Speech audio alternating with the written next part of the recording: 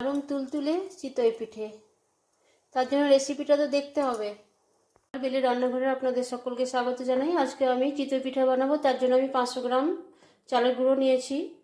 উষ্ণ গরম জল দিয়ে আটা যেমন মাখে, রুটির আটা যেমন মাখে সেভাবে আমি মেখে নেবো ভালো মতো।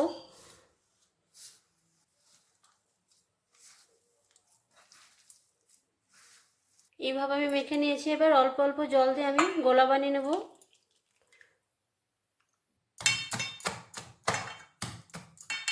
ব্যাটার আমি ভালো মতো ফেটে নিয়েছি। এখন একটু লবণ মিলিয়ে দিচ্ছি।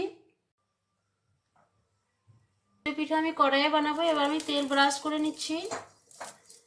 ভালো মতো গরম করে নিতে হবে কড়াইকে।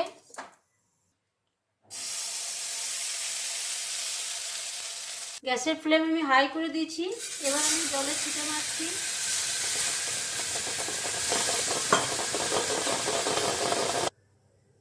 পিঠা আমি বানিয়ে নিয়েছি। 1.5 লিটার দুধকে আমি 1 লিটার করে নিয়েছি জাল দিয়ে দিয়ে। এবারে আমি খেজুরের গুড় মিলিয়ে নিচ্ছি। গুড় দিয়ে ফোটালে পরে দুধ ফেটে যাওয়ার ভয় থাকে।